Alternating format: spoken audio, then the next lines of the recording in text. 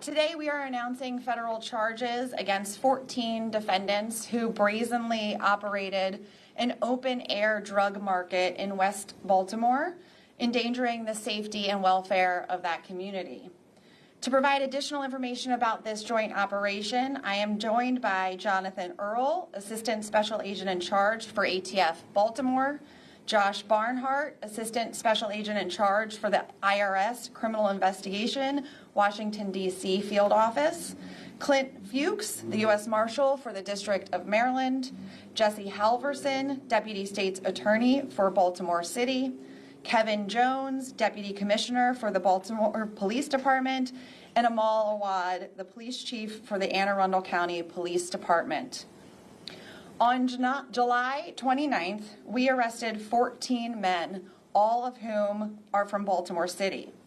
Specifically, we successfully arrested Walter Epps, Luther Amos, Antoine Benjamin, Wendell Boykins Jr., Davon Brown, Zyquin Coleman, Xavier Cooper, Antonio Curtis, Keith Freisen, James Keene, Mayan Medley, and Gregory Alexander Partlow.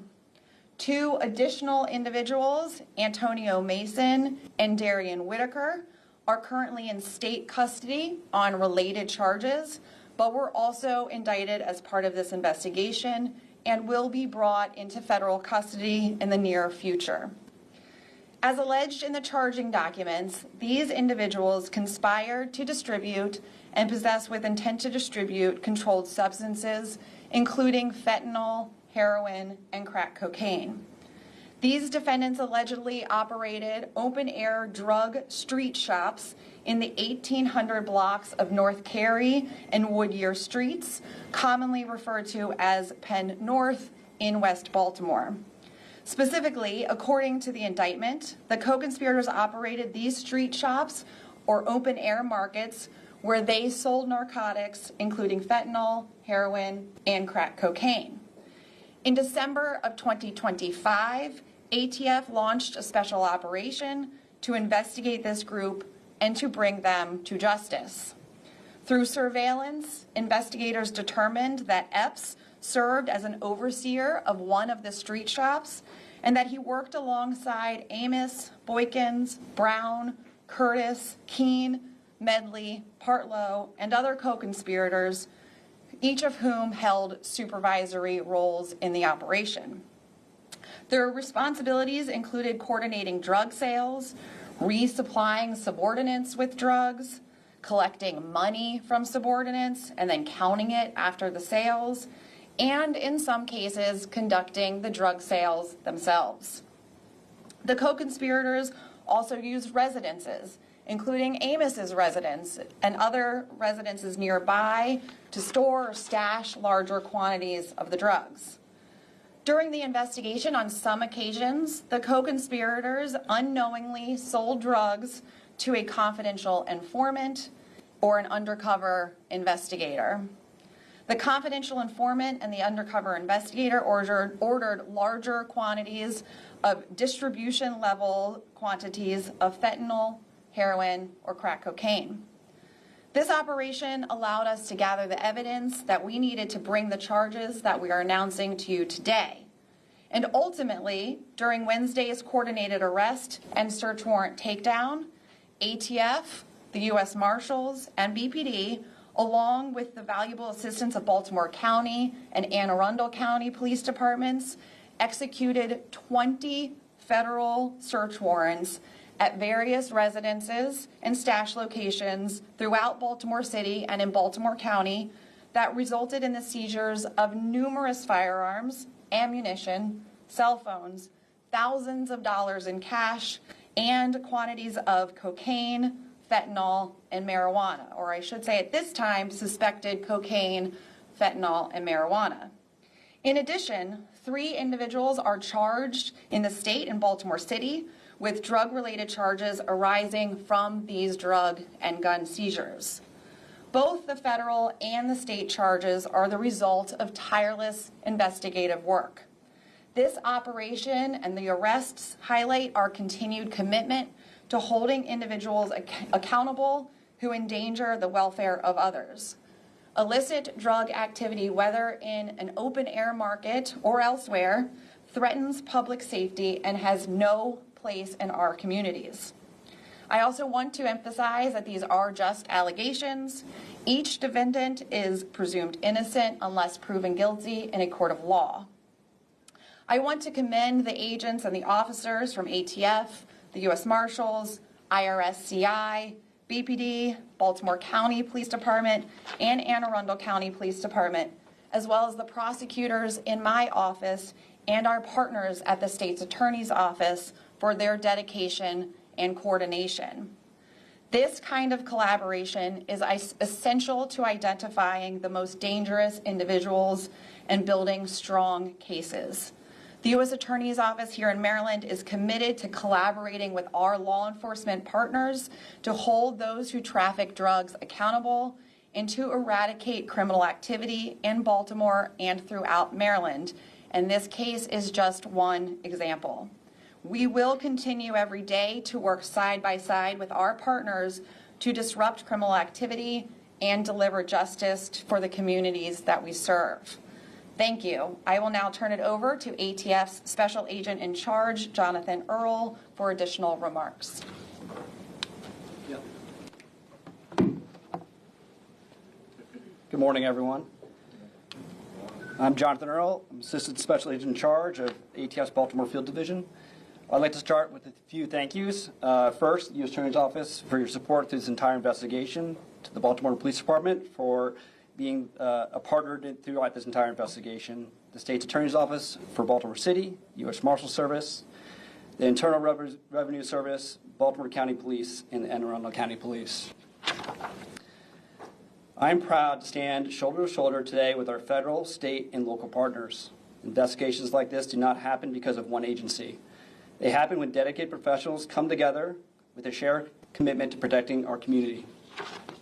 This investigation began when ATF's crime gun enforcement team used ballistic evidence, crime gun data, and investigative information, which together make up crime gun intelligence, to identify an emerging pattern of violence in the Gilmore Homes neighborhood of West Baltimore. Together with our federal, state, and local partners, we surged resources into determining the cause of this concentrated violence. This joint investigation revealed a drug trafficking organization operating within this community, one that was not only distributing dangerous drugs, but fueling gun violence. After a month-long collaborative effort, 14 individuals have been charged with federal drug conspiracy and trafficking charges.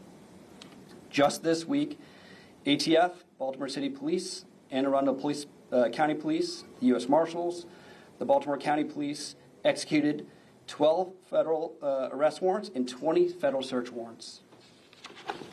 During the execution of the warrants, agents seized 7 firearms, 32 cell phones, approximately 1 kilogram of suspected cocaine, several hundred gel caps of suspected fentanyl, 1,500 pills and hundreds of grams of suspected fentanyl, over 6 pounds of marijuana, and approximately $15,000 in cash.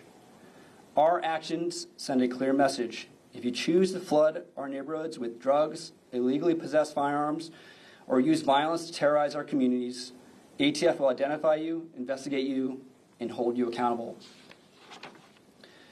We will use every investigative tool available, from crime gun intelligence and forensic technology to traditional investigative techniques, to keep our communities safe. But today is more than arrests and seizures. Every illegal firearm recovered is one less gun that can be used in a shooting.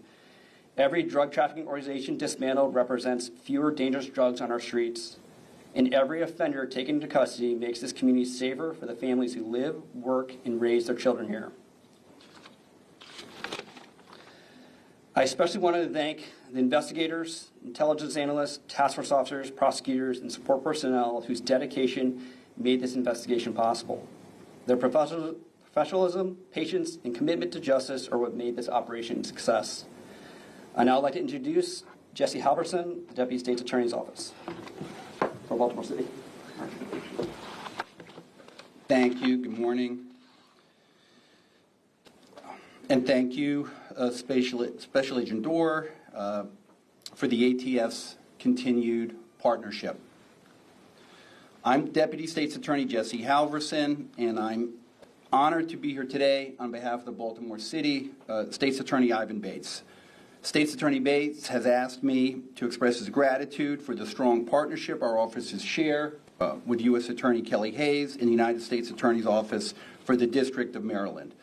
This partnership has never been stronger, and today's announcement is another example of what can be accomplished when federal, state, and local law enforcement work together with a shared commitment to protecting our communities. I also want to thank our prosecutors, Sam Mildenberg and Jeff Mailer, and I want to thank ATF Special Agent in Charge, Charles Dorr, IRS Assistant Special Agent in charge, Josh Burnett, Barnhart, and Baltimore Police Deputy Commissioner Kevin Jones, for being here today and for the collaboration that made this investigation and these indictments possible. Every agency represented here brought unique expertise and resources to this effort. And together, we have delivered a unified response to criminal activity that has harmed Baltimore neighborhoods. Open-air drug markets do far more than facilitate the sale of illegal narcotics. They fuel violence. They invite illegal firearms to our communities, exploit vulnerable individuals struggling with addiction, and erode the quality of life for the residents and families who deserve to live in safe neighborhoods.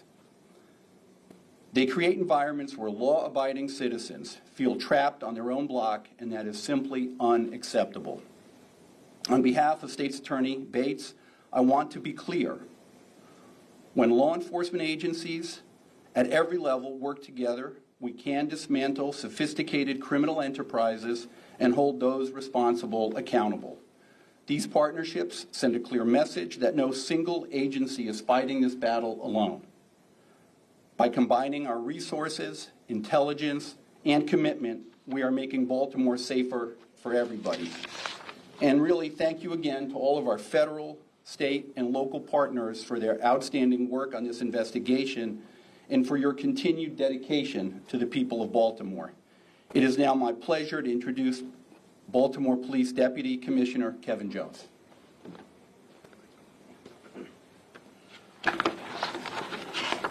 Good morning, Deputy Commissioner Kevin Jones, Baltimore Police Department. I promise you I did not cheat off of any of their messages, but my message will sound a lot similar to theirs, right?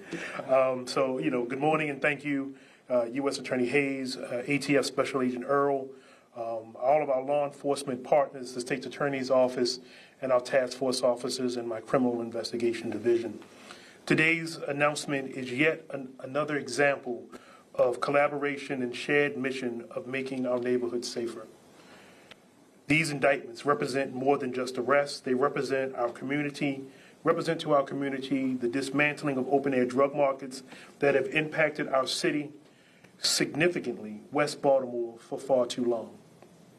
Open-air drug markets, as we know, and the groups that fuel them lead to violence far greater and create fear and diminish the quality of life for the residents who call those neighborhoods home.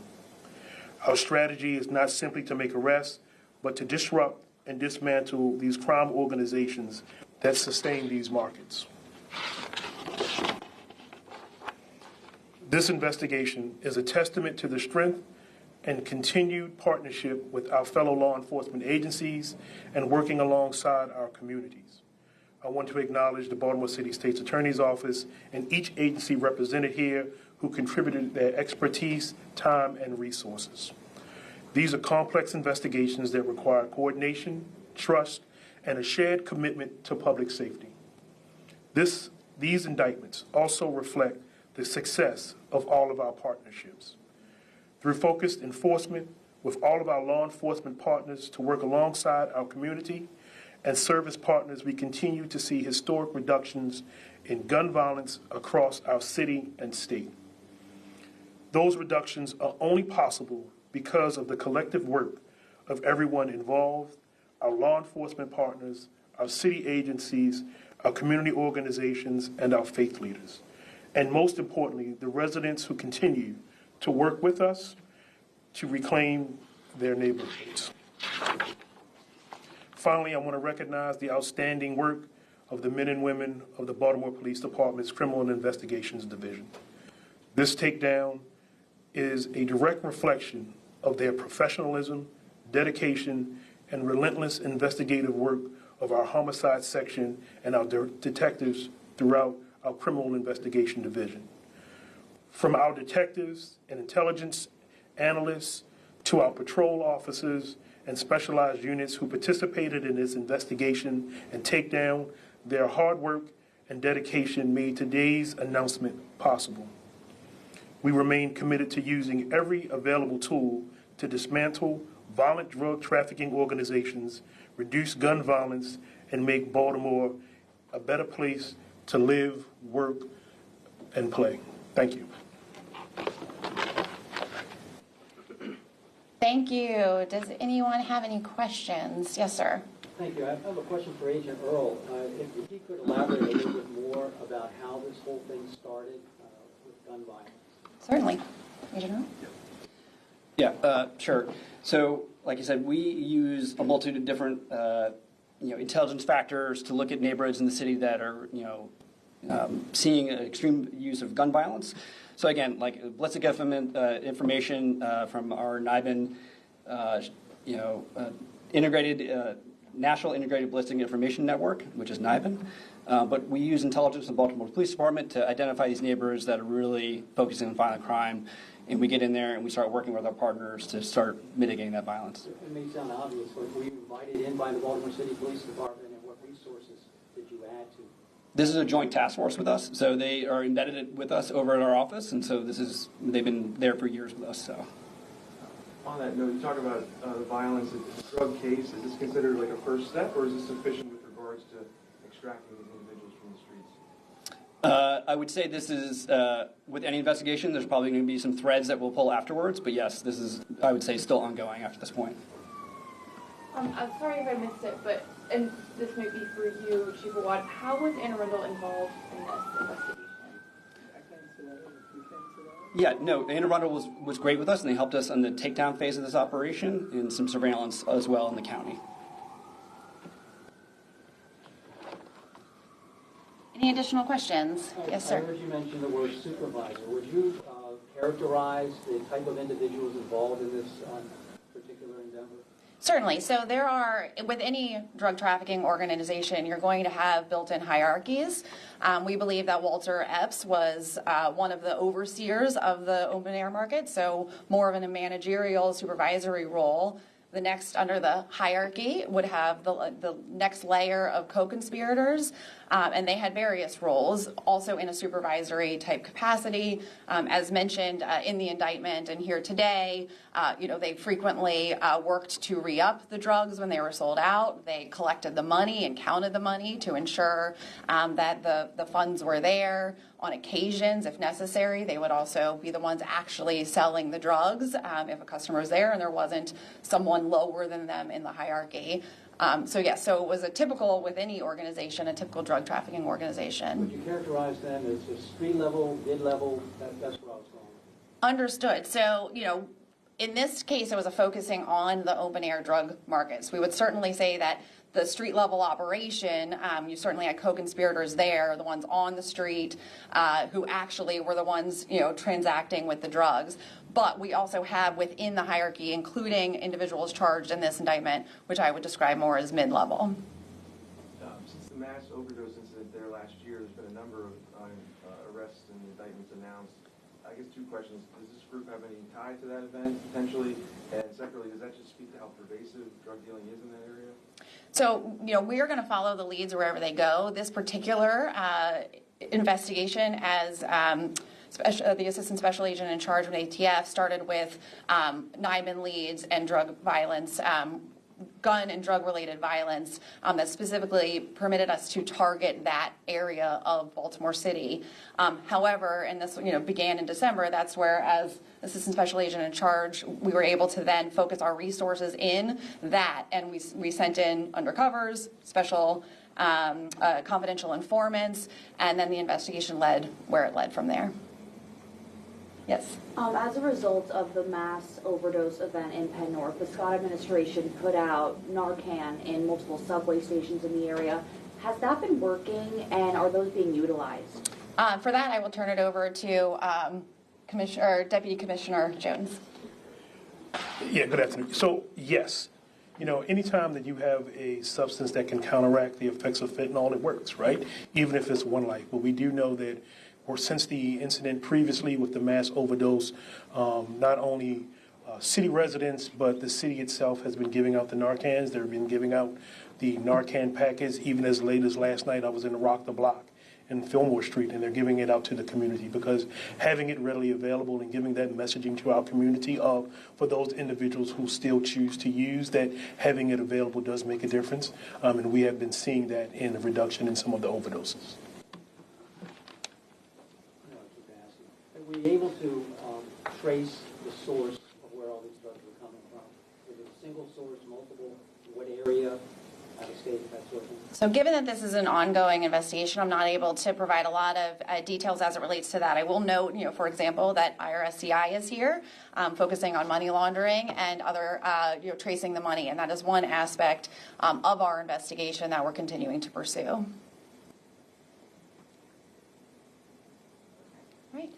All right. Seeing no further questions, thank you all for being here today. We appreciate it. Take care.